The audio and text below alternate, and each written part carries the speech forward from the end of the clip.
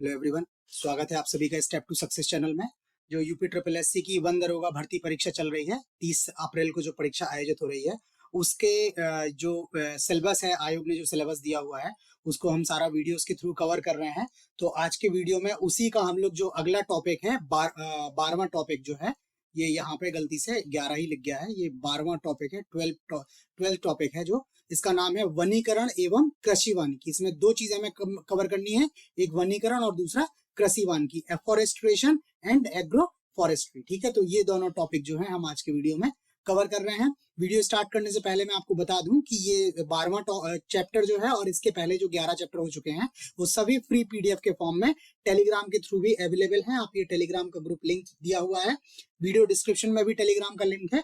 आप ये टेलीग्राम जो है ग्रुप ज्वाइन करके वहां से ये पीडीएफ वगैरह ले सकते हैं। बाकी अगर चैनल को आपने अभी तक सब्सक्राइब नहीं किया है तो आप प्लीज चैनल को सब्सक्राइब कर लें ताकि आपको आगे का कंटेंट भी इजीली इंफॉर्मेशन मिलती रहे। ठीक, इसके साथ साथ हम लोग क्या है करंट अफेयर्स की वीडियोस भी देते हैं डेली बेसिस पे, वो वीडियोस भी आप चैनल पे देख सकते हैं। ठीक है, तो स्टार्ट करते हैं टॉपिक अपना वनीकरण एवं कृषि वानिकी। तो उसमें वनीकरण स्टार्ट करते हैं। सबसे पहले देखते हैं कि एक्चुअली वनीकरण कहते किसको है, वनीकरण की परिभाषा क्या कहते हैं। वनीकरण को इंग्लिश में बोलते हैं अफॉरेस्ट्रेशन।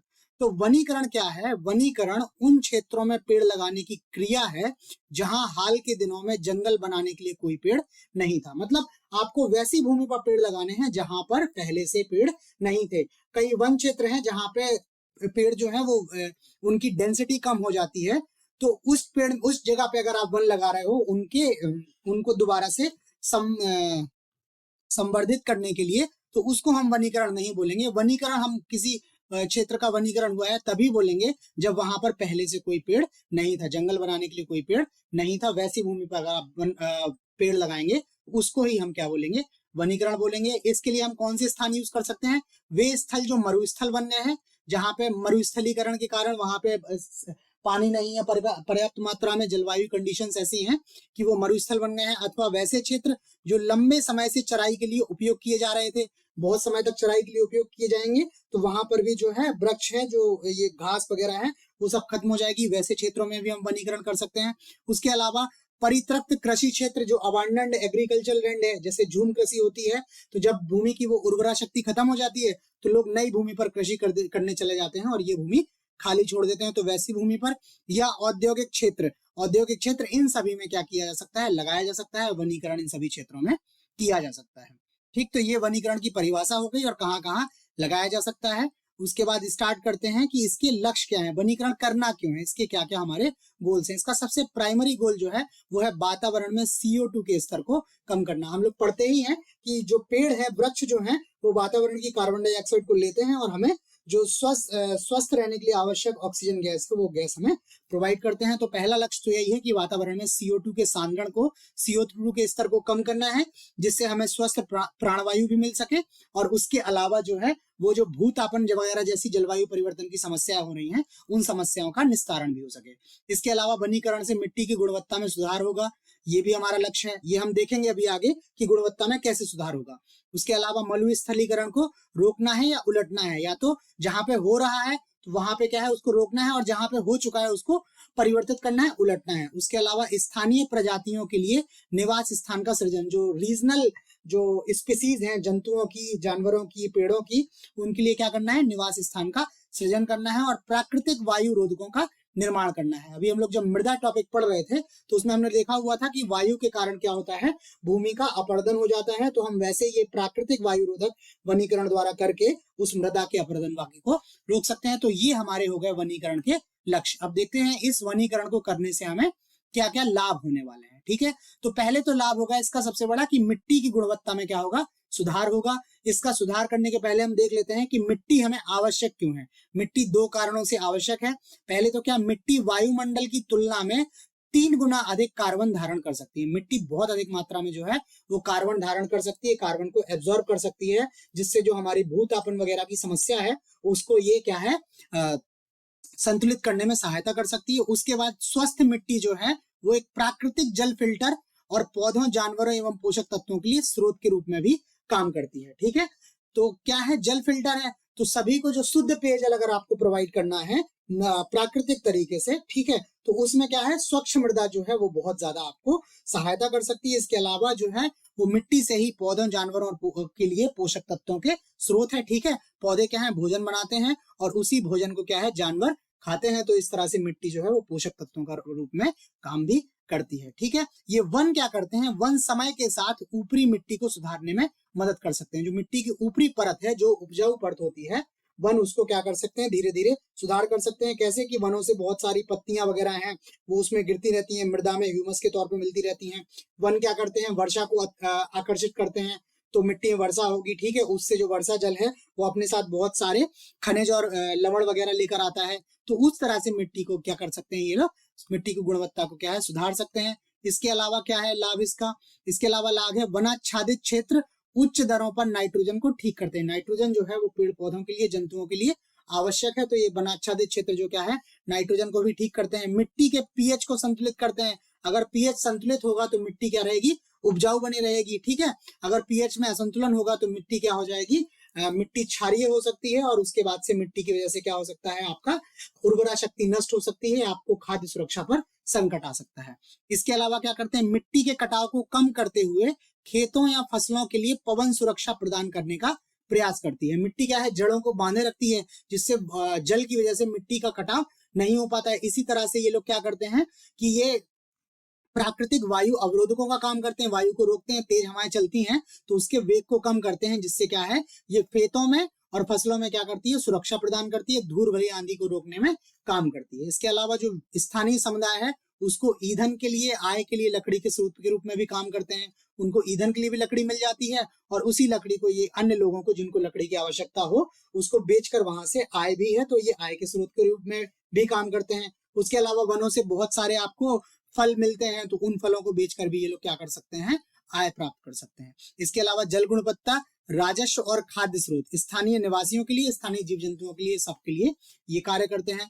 जंगल पानी की गुणवत्ता को बढ़ा सकते हैं, मुख्य रूप से धाराओं के अपवाह को कम करते हुए। ये क्या करती हैं, अगर तेज जल राशि जो है उसकी धारा तेज है तो उससे क्या होता है कि ये ऊपरी तत्व जो है मृदा की वो ये साथ में बहा ले जाते हैं, ठीक है। तो उसको ये क्या कर सकते हैं, रोक सकते हैं, जिससे मिट्टी की गुणवत्ता क्या रहे, बनी रहे। और पानी को ये छानने का भी कार्य करते हैं, उनकी जड़ों के मध्य से पानी छन छन के निकलता है।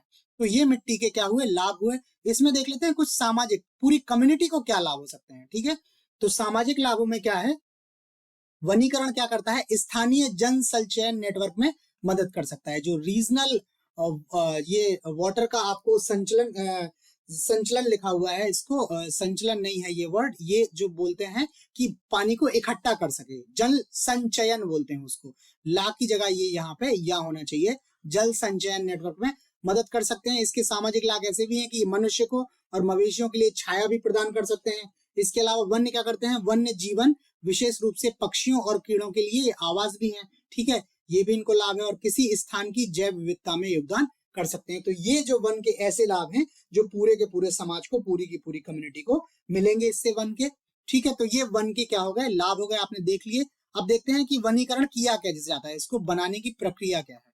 तो इसकी प्रक्रिया थोड़ी सी जो है वो जटिल है। इसको केवल आप वैसे नहीं समझ सकते हो कि आपने पेड़ लगा दिया तो उसको वनीकरण हो जाएगा, वनीकरण वैसा नहीं है, ये थोड़ी जटिल प्रक्रिया है। इसके लिए सबसे पहले आपको क्या देखना पड़ेगा कि मिट्टी की गुणवत्ता देखनी पड़ेगी। जिस क्षेत्र में आप वन लगा रहे हैं उसकी मिट्टी में गुणवत्ता है, अगर आप उसमें पेड़ लगा रहे हैं तो क्या वो पेड़ जो है उसमें सरवाइव कर पाएगा, ठीक है, नहीं कर पाएगा। उसके बाद विशेष रूप से ऊपरी मिट्टी के आधार पर, ऊपरी मिट्टी बताया आपको कि सबसे अधिक उपजाऊ होती है। इसको देखते हुए आमतौर पर कुछ साइट तैयारी की आवश्यकता होती है। आपको साइट डिसाइड करनी होगी कि कहां पर आपके लिए अनुकूल परिस्थितियां हैं जहां पर आप ये वनीकरण करना चाहते हो। तो आपको पहले साइट वगैरह निर्धारित करनी होगी।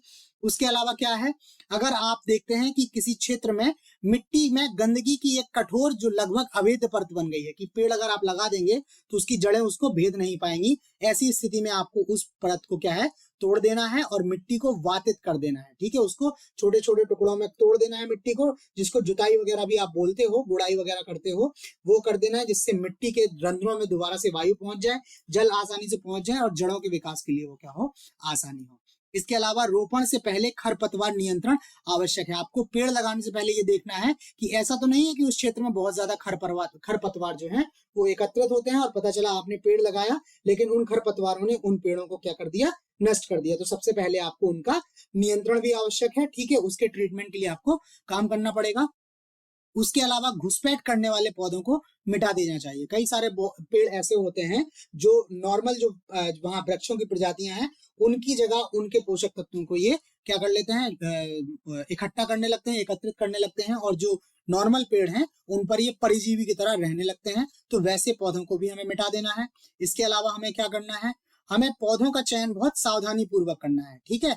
क्षेत्र की जो जलवायु है, क्षेत्र की जो कंडीशन है उसके अकॉर्डिंग हमें पेड़ों को चयन करना है ताकि वे आसपास के वातावरण में फिट हो सके। ऐसा नहीं है कि अगर कहीं पे बहुत ज्यादा वर्षा हो रही है और आप वैसा पेड़ लगा देते हैं जिसको बहुत कम वर्षा की आवश्यकता है और पता चला कि अधिक वर्षा के कारण उसकी जड़ें वगैरह जो है वो सड़ जा रही हैं और पेड़ सर्वाइव ही नहीं कर पा रहा है। उदाहरण के लिए अगर शुष्क है, अर्धशुष्क क्षेत्र है तो वहां पर आपको कौन से लगाने हैं, सूखा प्रतिरोधी पेड़, वैसे पेड़ जो सूखे की स्थिति में भी क्या कर सकते हैं, काम कर सकते हैं। उष्ण कटिबंधीय क्षेत्र है तो वहां पर वैसे जो गर्म और आर्द्र वातावरण में पनपने वाले पेड़ हैं आपको वैसे पेड़ लगाने हैं। तो आपको पेड़ों का चयन जो क्या है वो बहुत सावधानी पूर्वक करना है। फिर उसके बाद पेड़ों के बीच की दूरी भी आपको परियोजना के अंतिम उद्देश्य से निर्धारित होगी। अगर आपको जिस उद्देश्य से आप वनीकरण कर रहे हैं उसी वनीकरण के उद्देश्य से आपको पेड़ों के बीच की दूरी भी आपको देखनी है। अगर आप कोई शेल्टर बेल्ट बनाना चाहते हैं, मतलब जहां पे छाया वगैरह हो, तो आप वहां पर पेड़ों को बहुत पास पास लगा सकते हैं। लेकिन अगर आप कृषि वानिकी कर रहे हैं तो आप उसमें पेड़ों को उतने पास पास नहीं लगा सकते, उनकी सघनता पर आपको ध्यान देना पड़ेगा, वो अभी हम आगे देखेंगे। उसके अलावा प्रचलित हवाएं और वर्ष भर सूर्य के प्रकाश की दिशा भी शामिल है। आपको ये भी देखना होगा कि उस क्षेत्र में हवाओं का प्रभाव कैसा है। ऐसा नहीं कि बहुत जो है तेज हवाएं चलती हो और आपने वैसे पेड़ लगा दिए जिनका तना जो है वो कमजोर होता है और पता चला हवाएं आपकी चली और वो पेड़ आपके जो टूट गए, ठीक है, जो आपके वृक्ष बने हुए थे वो सारे टूट के खत्म हो गए। उसके अलावा यदि वनीकरण परियोजना जो है सक्रिय कृषि क्षेत्रों के पास लगाई जाती है तो यह तय करना महत्वपूर्ण कि पेड़ उगने के बाद धूप फसल तक पहुंचे, ठीक है। अगर आपने वनीकरण जो किया हुआ है वैसी जगह कर लिया है जहां पर लोग क्या कर रहे हैं, खेती कर रहे हैं, सक्रिय है कृषि कार्य में, तो देखना होगा कि पेड़ उगने के बाद उनकी फसलों को धूप मिले। पता चला वनों की वजह से उनकी फसलों को धूप नहीं मिल रही है और वहां पे फिर उनको फसल नहीं मिल रही है, उनके लिए भोजन की आर्थिक संकट उनके लिए उपस्थित हो जाए। तो इस तरह की आपको चीजों को ध्यान रखना है, ठीक है। तो ये आपको ध्यान देना है बातें, ठीक है। वनीकरण को कैसे करना है देखते हैं। भारत में वनीकरण की क्या स्थिति है। भारत में एक बड़ा महत्वपूर्ण फैक्ट जो है वो भारत के सबसे बड़े आबादी वाले राज्य जो है उत्तर प्रदेश में एक दिन में 220 मिलियन पेड़ लगाने के लिए 10 लाख लोग आए हुए थे, ठीक है। ये एक आपको बता रहा है कि इसका महत्व कितना है और उत्तर प्रदेश इस चीज को लेकर सेंसिटिव कितना है। इसके अलावा भारत क्या है, पेरिस जलवायु परिवर्तन की प्रतिबद्धताएं जो हैं उसको पूरा करने और कार्बन सिंक बनाने में मदद करने के लिए, ठीक है, क्या कर रहा है, कार्य कर रहा है ताकि वर्ष 2030 तक 2.5 से 3 बिलियन टन CO2 को कम करने के भारत के राष्ट्रीय स्तर पर निर्धारित योगदान जो है उसके लक्ष्य को पूरा किया जा सके। जो भारत ने लक्ष्य रखा है कि वर्ष 2030 तक 2030 तक 2.5 से 3 बिलियन टन तक CO2 को कम करना है। तो वन जो आप लगाओगे उससे क्या करेंगे, ये वन जो है वो कार्बन डाइऑक्साइड को क्या कर देंगे, अवशोषित करेंगे, उसका उपयोग भोजन बनाने में करेंगे, जिससे वातावरण में कार्बन डाइऑक्साइड की मात्रा जो है कम होगी और भारत इस तरह से अपना योगदान देगा जो पेरिस जलवायु परिवर्तन समझौते के तहत भारत को प्रतिबद्धताएं दी है, ठीक है। इन सब कार्यों के लिए किया क्या जा रहा है, इसके लिए सबसे पहले एक क्षतिपूरक वनीकरण कोष कंपनसेटरी अफॉरेस्टेशन फंड एक बनाया हुआ है। इसमें क्या है, जब वन भूमि को खनन या उद्योग जैसे उद्देश्यों के लिए परिवर्तित किया जाता है। अभी हमने आपको पहले भी बताया था जब हम लोग राष्ट्रीय वन नीति पढ़ रहे थे, ठीक है, उस टाइम पे बताया था कि अगर वनों को आपका परिवर्तन करना है गैर वन उद्देश्य के लिए तो क्या करेगी, प्रयोक्ता एजेंसी को वनों के रोपण के लिए गैर वन भूमि की समान मात्रा पर या निम्नीकृत वन भूमि के दोगुने क्षेत्र का भुगतान करती है यदि ऐसी भूमि उपलब्ध नहीं है। तो जो एजेंसी भूमि का परिवर्तन कर रहे हैं उनको वनों के रोपण के लिए क्या करना पड़ेगा, फंड देना पड़ेगा या इनको खुद ही क्या करना पड़ेगा, वहां पर वनों का लगाने पड़ेंगे, वन लगाने पड़ेंगे, ठीक है। जो ये भुगतान करेगा उसी फंड को हम लोग क्या बोलते हैं, क्षतिपूरक वनीकरण कोष। ये CAF अधिनियम जो है 2016 उसको केंद्र सरकार ने ये पारित किया था और इसे नियंत्रित करने के नियम 2018 में प्रकाशित किए गए थे। ये CAF जो हो गया कंपनसेटरी एफॉरेस्ट्रेशन फंड अधिनियम जो है 2016 में पास हुआ और ये 2018 से इसके नियम बताए गए। इस अधिनियम को प्रतिपूरक वनीकरण के लिए जुटाई गई धनराशि को प्रशासित करने के लिए अपनाया गया था। जो प्रतिपूरक वनीकरण के लिए जो धनराशि जुटाई गई है उसको किस तरह से उसका उपयोग होगा, इसको करने के लिए ये अधिनियम जो है अपनाया गया है। जिसके पहले एक तदर्थ प्रतिपूरक, इसके पहले क्या था, एक एडहॉक सिस्टम था जिसको क्या बोलते थे, वनीकरण कोष प्रबंधन और योजना प्राधिकरण। ठीक है, वनीकरण कोष प्रबंधन और प्राधिकरण द्वारा प्रबंधित किया जाता था, द्वारा मैनेज किया जाता था। इस CAF में 90% पैसा जो है राज्यों को मिलेगा, जबकि 10% पैसा केंद्र को। ठीक है, बिकॉज राज्यों की जिम्मेदारी है ये वन वगैरह लगाने की, केंद्र क्या होता है केवल इन परियोजनाओं को मंजूरी देता है।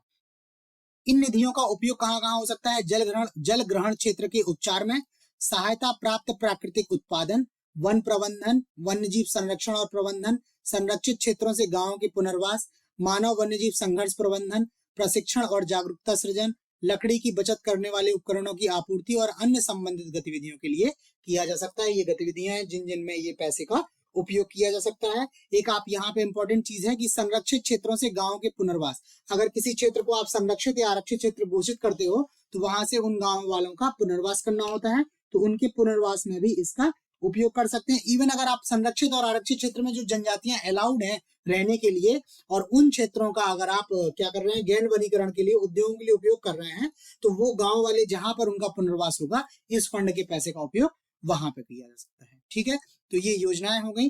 ठीक है, मतलब कुछ नीतियां हो गई। उसके अलावा आप देखते हैं कि वनीकरण के उपाय क्या क्या है। ठीक है, तो भारत में वनीकरण के क्या है, वनों के संरक्षण और विकास के मुख्य रूप से 3 रणनीतियां हैं। पहले प्राकृतिक या कृत्रिम पुनर्जनन, नेचुरल और आर्टिफिशियल। ठीक है, प्राकृतिक पुनर्जनन तो वही है कि जो वन क्षेत्र है वहां पे आप वन लगा रहे हैं। कृत्रिम पुनर्जनन क्या है, संकर प्रजातियां वगैरह कर रहे हैं और उसके द्वारा अच्छी क्वालिटी के आप जो वृक्ष लगा रहे हैं। उसके अलावा किसी क्षेत्र विशेष के पेड़ को किसी दूसरे क्षेत्र में ले जाकर लगा रहे हैं। इसके अलावा जो आपके वन है उनका संरक्षण, और उसके बाद मैनेजमेंट, प्रबंधन के माध्यम से वनीकरण और ज्यादा एफॉरेस्ट्रेशन। ठीक, ये मंत्रालय क्या है, जो ministry of environment, forest and climate conservation जो है वो क्या है, वन पर्यावरण, वन एवं जलवायु परिवर्तन मंत्रालय। ये क्या है, वन क्षेत्रों के विकास के लिए 3 प्रमुख योजनाएं चला रहा है। पहली योजना है राष्ट्रीय वनीकरण कार्यक्रम। ठीक है, उसके बाद से राष्ट्रीय हरित Bharat mission, green India mission, और उसके बाद वन अग्नि रोकथाम और प्रबंधन योजना, forest fire prevention and management scheme. ठीक, ये 3 योजनाएं जो है वो पर्यावरण, वन एवं जलवायु परिवर्तन मंत्रालय द्वारा चलाई गई हैं। ये थोड़ा थोड़ा सा देख लेते हैं इन योजनाओं में क्या है। ये पहले तो राष्ट्रीय हरित Bharat mission, green India mission, ये वर्ष 2014 में आया। इसका कार्य क्या है, वन की गुणवत्ता में सुधार करना और वन आवरण में वृद्धि के अलावा लैंडस्केप आधार पर क्रॉस सेक्टोरल गतिविधियां करना। ठीक है, और उसके बाद FFPM forest fire prevention and management, इसमें जंगल की आग की रोकथाम और प्रबंधन उपायों का ख्याल रखना है। उसके अलावा राष्ट्रीय वनीकरण कार्यक्रम है, ये वर्ष 2000 में आया। इसका क्या है, वन संसाधनों का सतत विकास और प्रबंधन। ठीक है, बिगड़े हुए वनों की पारिस्थितिक बहाली, वन सीमांत समुदायों की आजीविका में सुधार करना। मेन ये है, वन सीमांत समुदाय जो है, ठीक है, इनकी आजीविका में सुधार करना, बिकॉज ये वनों पर निर्भर है। अगर इनकी आजीविका में सुधार करते हैं तो इनकी वनों पर निर्भरता जो है वो कम हो जाएगी, और अगर ये वनों का जो है उपयोग सीमित करने लगेंगे तो इससे वनों का संरक्षण अपने आप हो जाएगा। इसके अलावा लोगों की भागीदारी के साथ वन संसाधनों का विकास करना है। लोगों का पार्टिसिपेशन बहुत है, तो ये इस तरह की जागरूकता भी क्या है, राष्ट्रीय वनीकरण कार्यक्रम के दौरान लोगों को कराई जा रही है। ठीक है, तो ये मिशन हो गए। उसके बाद तीसरा एक है राष्ट्रीय हरित राजमार्ग मिशन। ठीक है, नेशनल ग्रीन राजमार्ग मिशन जो है 2016 में आया। इसका लक्ष्य है 1 लाख किलोमीटर राजमार्गों के साथ एक हरी छतरी प्रदान करना, मतलब राजमार्गों के दोनों तरफ जो आपको क्या लगाने, सघन वन लगाने, जिससे राजमार्ग को वो एक छतरी से प्रदान करें। ठीक है, ये उद्देश्य है। और दूसरा है नगर वन उद्यान योजना, ये वर्ष 2015 में आई। इसका उद्देश्य नगर परिषद के साथ प्रत्येक शहर में नगर वन बनाना है। ठीक है, तो ये हो गया वनीकरण के लिए जो योजनाएं चल रही हैं, जो प्रमुख योजनाएं हैं, उन सब योजनाओं के बारे में हमने चर्चा कर ली है। अब हमारा दूसरा टॉपिक स्टार्ट होता है कृषि वानिकी, उसको भी देख लेते हैं। कृषि वानिकी सबसे पहले वही है, कृषि वानिकी किसको बोलते हैं, तो कृषि वानिकी जो है एग्रो फॉरेस्ट्री, ये 2 शब्दों से बनी है। पहली एग्रीकल्चर और दूसरा वानिकी, एग्रीकल्चर और फॉरेस्ट्री 2 शब्दों से मिला है। मतलब आपको कृषि के साथ साथ क्या करना है, वन भी लगाने हैं, अर्थात कृषि वानिकी में भूमि उपयोग की वह प्रणाली है जिसमें सुनियोजित ढंग से वृक्षों की खेती की जाती है, एक ऑर्गेनाइज्ड वे में। ऐसा नहीं है कि पेड़ कहीं भी उग गए, आपके खेतों की तरफ चारों तरफ आपके पेड़ उग गए, उसको कृषि वानिकी बोलेंगे, नहीं, आपको इसमें ऑर्गेनाइज तरीके से सुनियोजित ढंग से क्या करनी है, वृक्षों की खेती करनी है, तभी उसको हम कृषि वानिकी के अंदर लेते हैं। इसके अंदर क्या कर सकते हैं आप, काष्ठ वृक्ष जिनसे लकड़ी प्राप्त होती है, झाड़ीदार पौधे या बांस के साथ साथ खाद्यान्न फसलों का उत्पादन कर सकते हैं, चारा उत्पादन कर सकते हैं, जिसके साथ आप पशुपालन भी कर सकते हैं, मछली पालन, मधुमक्खी पालन, रेशम कीट पालन या लाख आदि इत्यादि उत्पादन को अपनाया जा सकता है। इसके ये आपको लाभ भी हो जाएंगे। ठीक है, और देखते हैं क्या है कृषि वानिकी तकनीकी के अंतर्गत क्या है। उगाए जाने वाले वृक्ष जो हैं वो बहुउद्देशीय दृष्टि से लाभकारी होते हैं। इनके कई सारे लाभ हो सकते हैं, इनका लाभ ऐसा नहीं है कि केवल एक ही हो, इनके कई लाभ हो सकते हैं।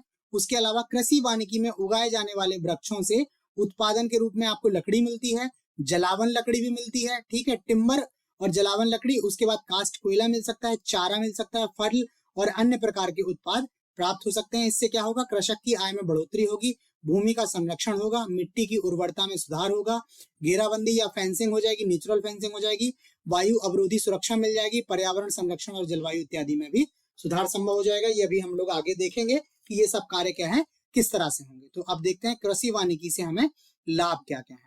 तो पहला लाभ तो है कि जलवायु परिवर्तन से लड़ने में लाभ मिलेगा। कृषि वानिकी से क्या होगा कि आप क्या है, वन क्षेत्र आपका बढ़ेगा तो नॉर्मल सी बात है वो कार्बन डाइऑक्साइड को क्या करेगा, अवशोषित करेगा, उसकी मात्रा को कम करेगा, जिससे भूतापन की समस्या है वो कम होगी। प्लस वन जो है वो वर्षा में सहायक होते हैं, तो अधिक वर्षा होगी, तो इससे जो जलवायु में परिवर्तन हो रहा है वो परिवर्तन से लड़ने की क्या है मिलेगी, शक्ति मिलेगी, उस परिवर्तन में सुधार की जो है गुंजाइश आ जाएगी।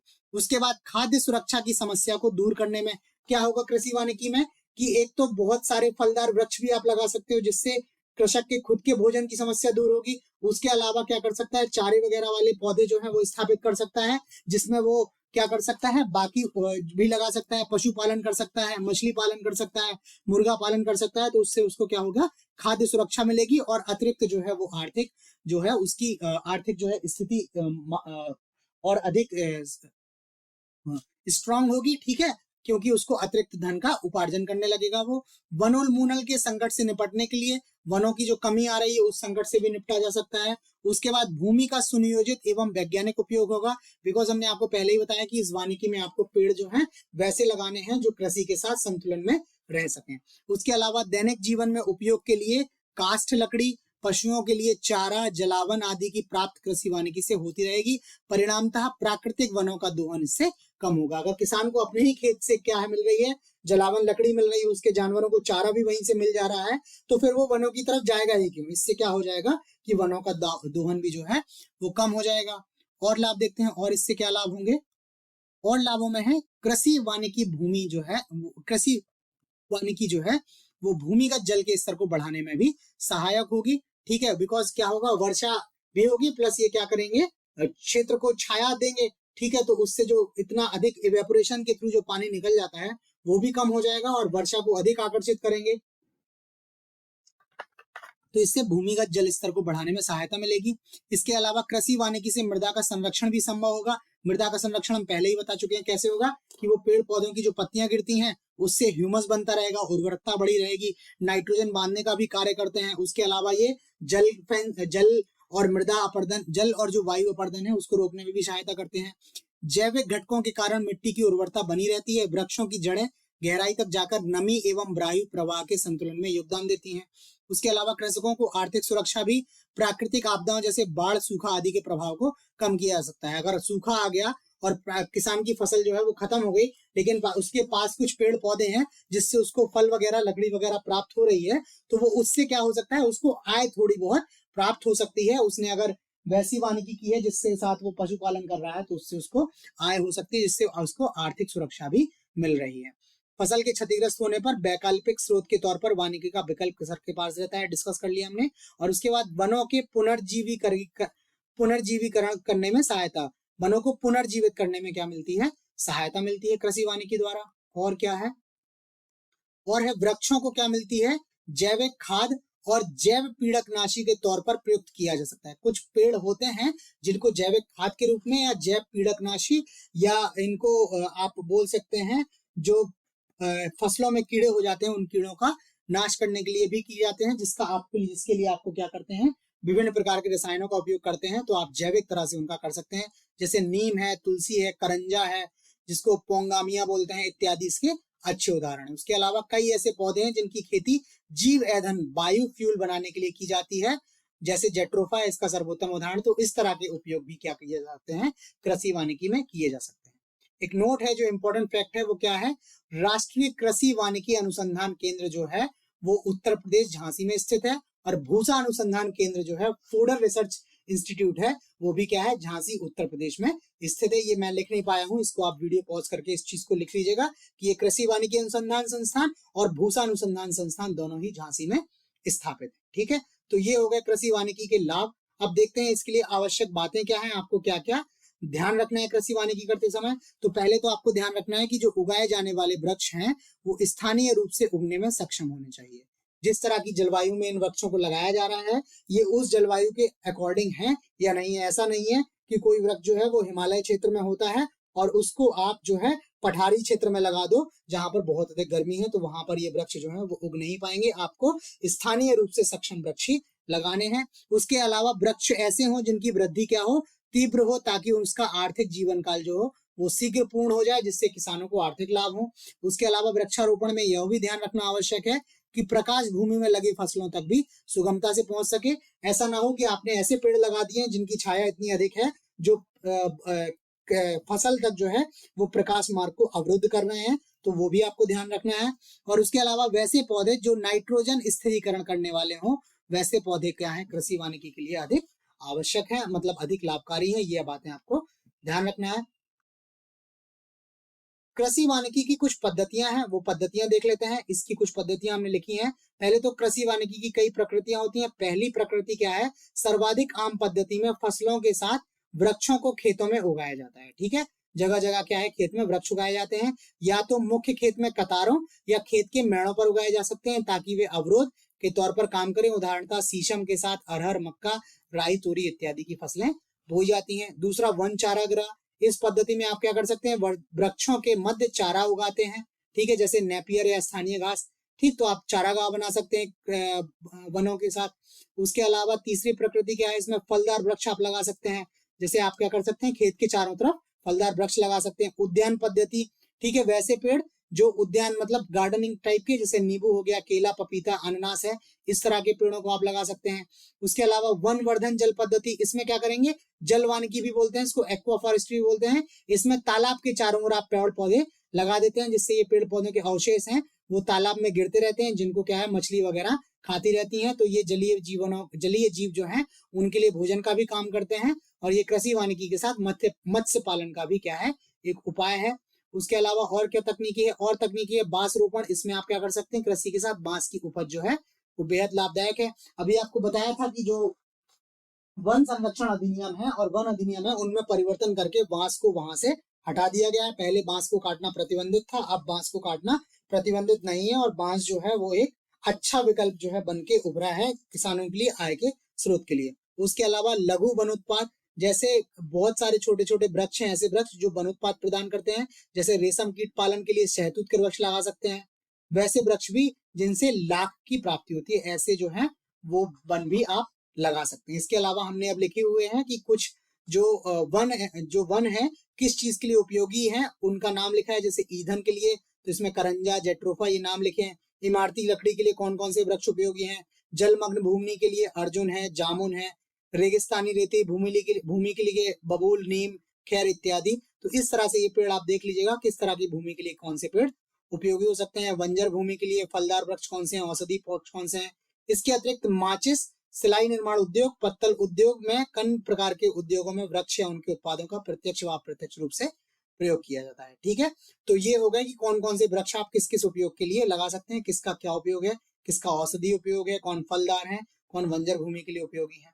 इसके अलावा आप देखते हैं राष्ट्रीय कृषि वानिकी नीति, national agro forestry policy, NAP 2014, ये वर्ष 2014 में आई थी। इसका जो कार्य है वो भारत रोजगार, उत्पादकता और पर्यावरण संरक्षण को बढ़ावा देने के लिए कृषि वानिकी नीति अपनाने वाला विश्व का पहला देश है। जब भारत ने 2014 में ये अपनाया था, उस समय किसी भी देश में ये कृषि वानिकी अपनाने की कोई नीति नहीं थी। इस नीति का उपयोग किसके लिए कर रहे हैं, रोजगार के लिए, उत्पादकता के लिए और पर्यावरण संरक्षण के लिए। इसकी मल्टी डायमेंशनल इसकी अप्रोच है, ठीक है, महत्वाकांक्षी योजना है।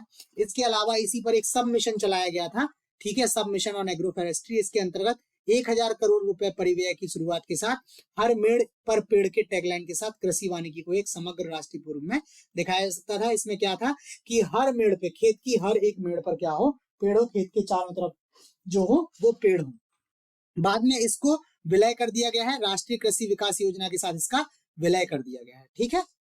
अब उसके बाद से और देखते हैं और क्या है हमारे पास। तो ये अब ये जो है कृषि वानिकी नीति के साथ हमारा ये टॉपिक जो है एग्रो फॉरेस्ट्री यहीं पे खत्म हो गया है, ठीक है। इसके अलावा अगर कुछ भी और अधिक इंपॉर्टेंट हमें मिलेगा तो जो हम टेस्ट सीरीज चला रहे हैं उस टेस्ट सीरीज के साथ एक दो अगर फैक्ट कोई रह गया होगा तो वो हम आपको वहां पे प्रोवाइड कर देंगे, ठीक। तो ये वीडियो यही टॉपिक खत्म हो गया है। इस टॉपिक को हमने डिस्कस किया, आपको कैसा लगा ये आप प्लीज लाइक करके और कमेंट करके हमें बताएं। चैनल भी आप सब्सक्राइब कर लें ताकि आपको नए वीडियोस का टाइमली अपडेट मिलता रहे। इसके अलावा ये टेलीग्राम ग्रुप का लिंक दिया हुआ है, इसको ज्वाइन करके आप ये फ्री पीडीएफ्स ले सकते हैं, ठीक है। तो आज के लिए इतना ही, बाकी आपसे नए टॉपिक के साथ कल मिलते हैं, तब तक के लिए धन्यवाद।